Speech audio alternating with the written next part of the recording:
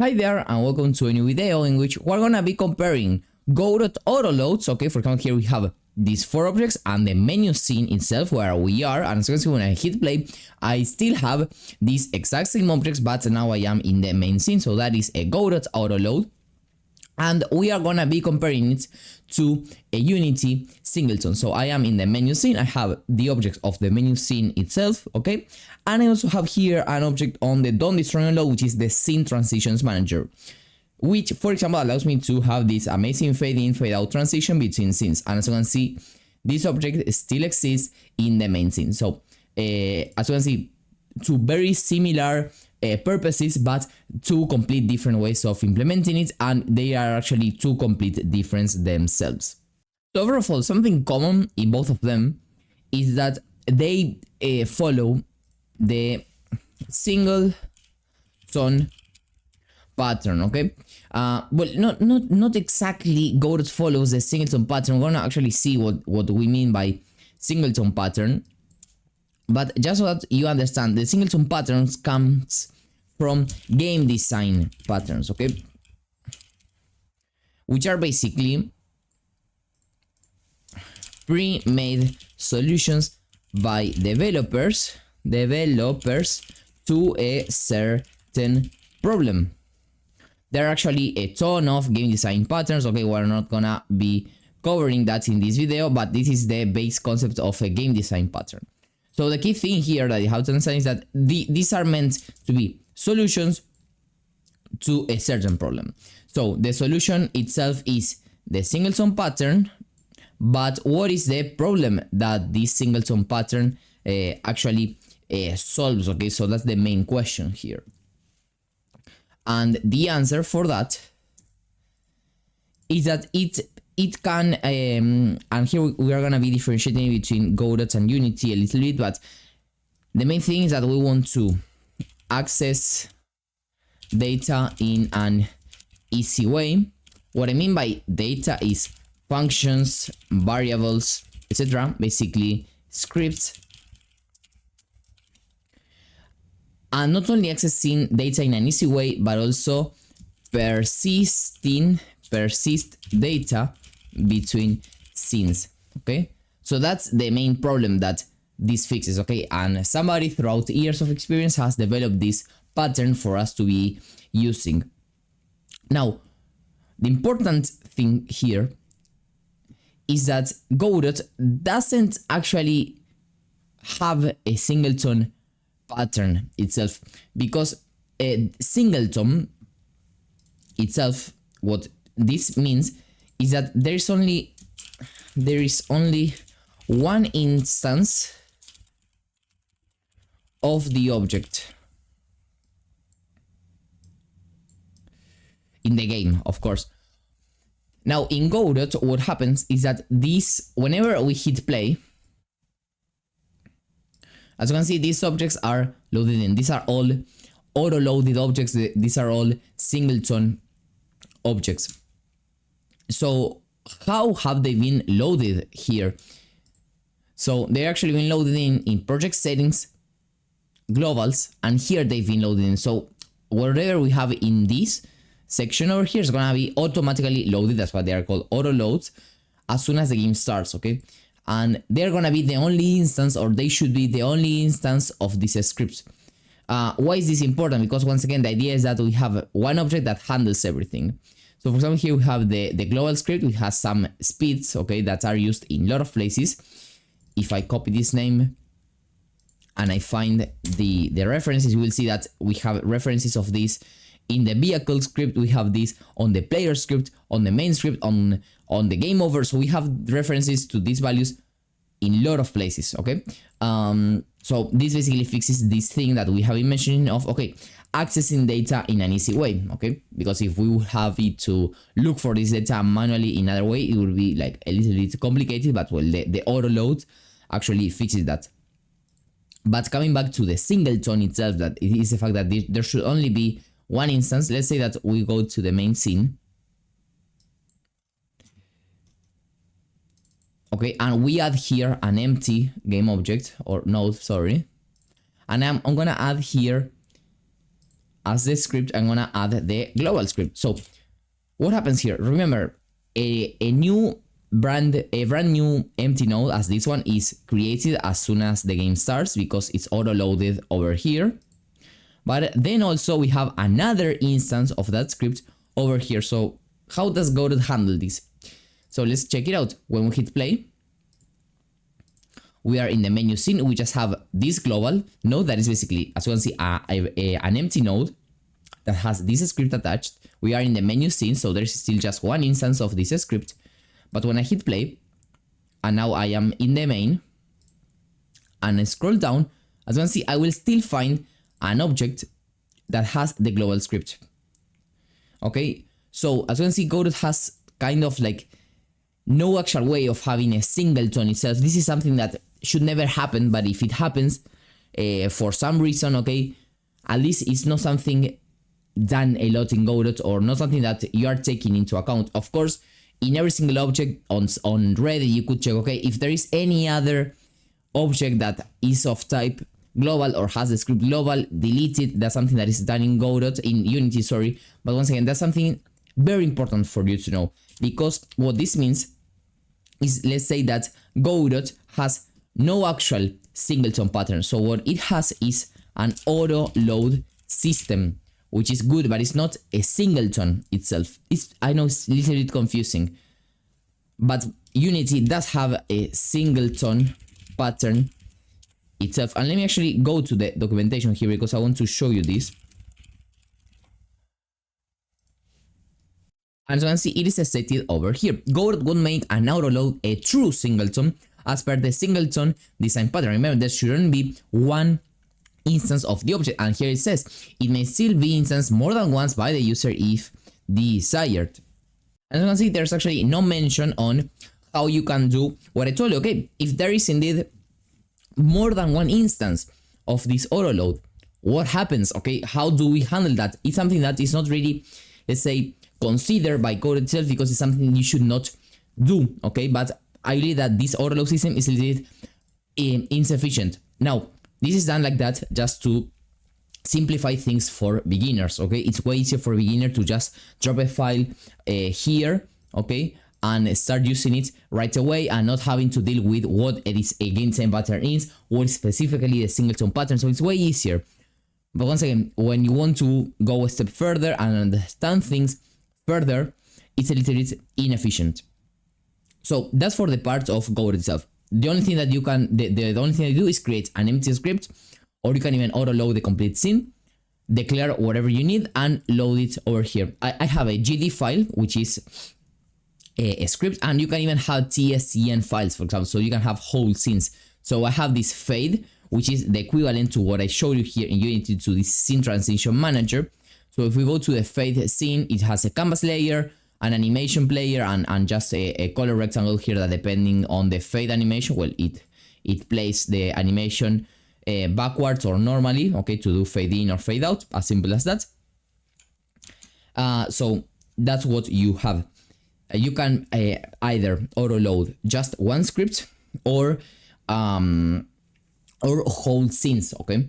And whenever you are auto loading a script, okay, as you saw, how this is done is that, okay, a script must have a node attached to it, so it's basically created as a base node, as you can see.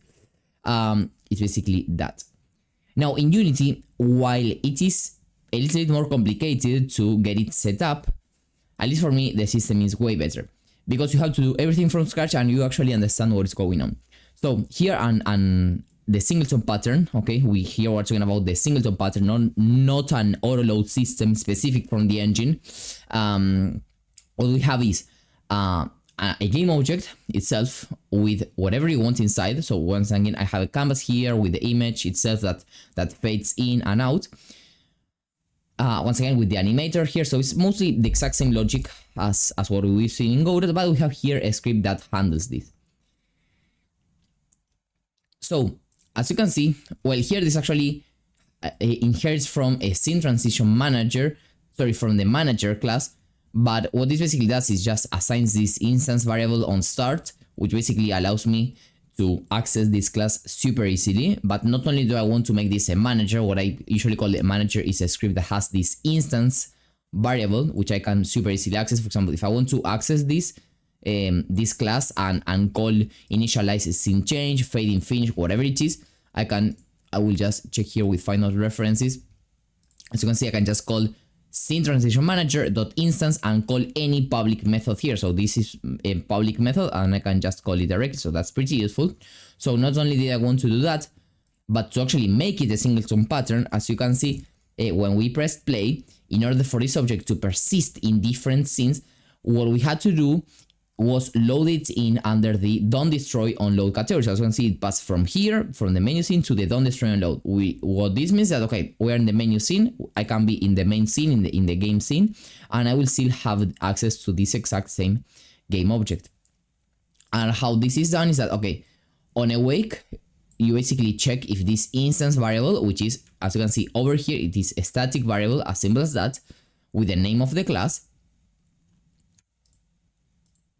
And you check, okay, if instance is equals to null, okay, so basically if there is no instance still in the game, so as it is in the case here, so there is still no manager assigned, okay, assign it and load this object under the don't destroy unload category. Then I also get the animator, but that's not really something that is important here.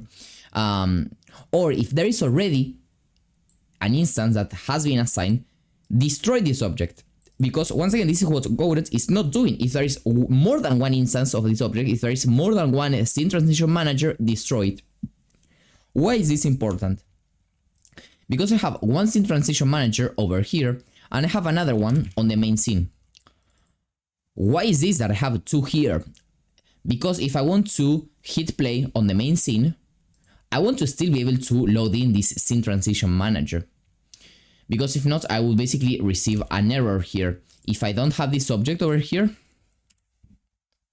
and I hit play, I will have an error, or at least I won't be able to play the fade in transition that you saw.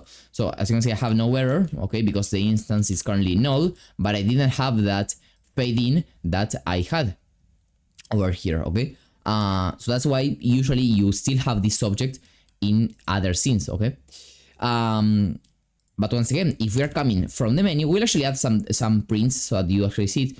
We are coming from the menu, where we have this one, and we put it on the don't destroy unload section, and then when we go to the main scene, we have another object here that is going to also call a wake. It's going to check, okay, is the instance null? No, it's not null. We already have one, so just destroy this object and keep using the one that used to be here. And how is this data shared? Because this instance, as I already mentioned, is a static variable. So it's actually shared between all the instances of this object. So they all share the same reference. That's why, once again, that's a more complicated topic. Once again, Godot tries to simplify everything. But well, it is what it is. So what I'm going to do here is I will add a print, in this case, of assigned, just like that, and I will put another one here for destroyed, okay, and you will actually see it, destroyed. And what I will also do is add here the game object dot name, basically, just so that I also see the game object name plus game object dot name. And what I'm gonna do, just so that I can differentiate them, I will add here menu, and in the main scene I will call it main. And now I think that we should have them like this. Let me check it. Oh, it's these things compiling, so let's give it a second. So we have in the main scene that one, and in the menu, I don't know why it's renaming in both instances, because the name should be unique. So let's check it. Menu, that's cool. And in the main, it should be called main. That's perfect. Okay, so let's start in the menu, and let's take a look at the console. And what you will see in start is that it's basically assigned, okay? So why this hasn't been printed? Oh, I have them hidden.